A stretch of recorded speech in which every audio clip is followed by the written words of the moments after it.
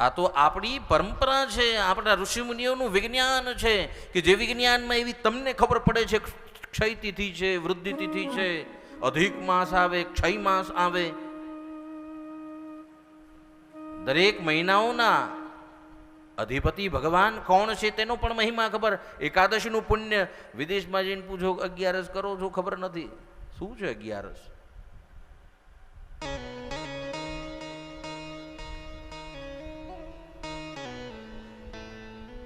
આજ વિધિ માનવને મુક્ત કરી શકે, આજ જ્ઞાન માનવની મુક્તિનો માર્ગ બની શકે.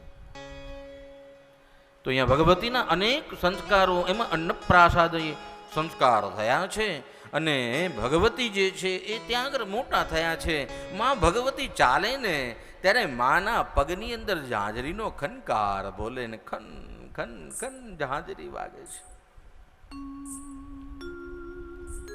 આખા મહેલની અંદર ભગવતીના આ ઝાંઝરીનો ધ્વનિ જે છે એ રોમાંસ નિર્માણ કરી રહ્યું છે, દરેકને પ્રેમ આપી રહ્યું છે. એવો સુંદર ધ્વનિ થાય. માં જેમ એક ડગલું ભરે ખન, બીજું ડગલું ખન.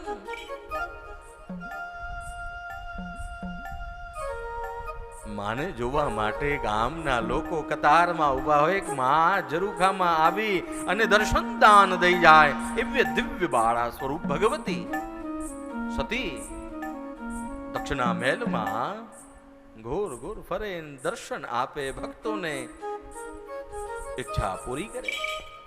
એ માં સતી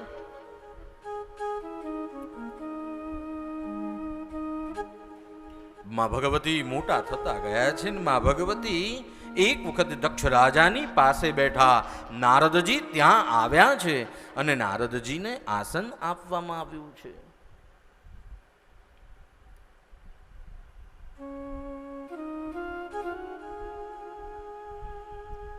નારદજી સતીને પ્રણામ કરે, વંદન કરે, પ્રણિપાત કરે.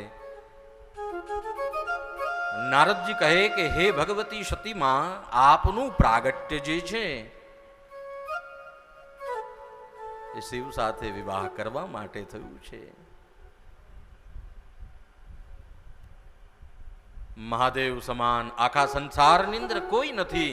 મહાદેવ જ આપના માટે ઉત્તમ પતિ છે, એનાથી બીજો કોઈ એવો વ્યક્તિ નહીં, પુરુષ નહીં કે જે ઉત્તમ હોય. નારદજીએ ભવિષ્યવાણી જણાવી છે, માં આપનો અવતાર ભગવતી શિવ સાથે વિવાહ માટે થયો છે. નારદજી કહીને ગયા છે વિદાય લે.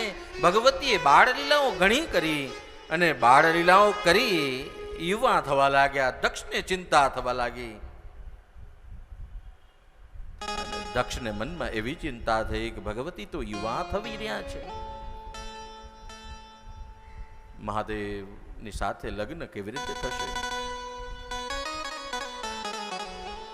સતી પણ મહાદેવને નિત્ય પતિ સ્વરૂપે પૂજે છે.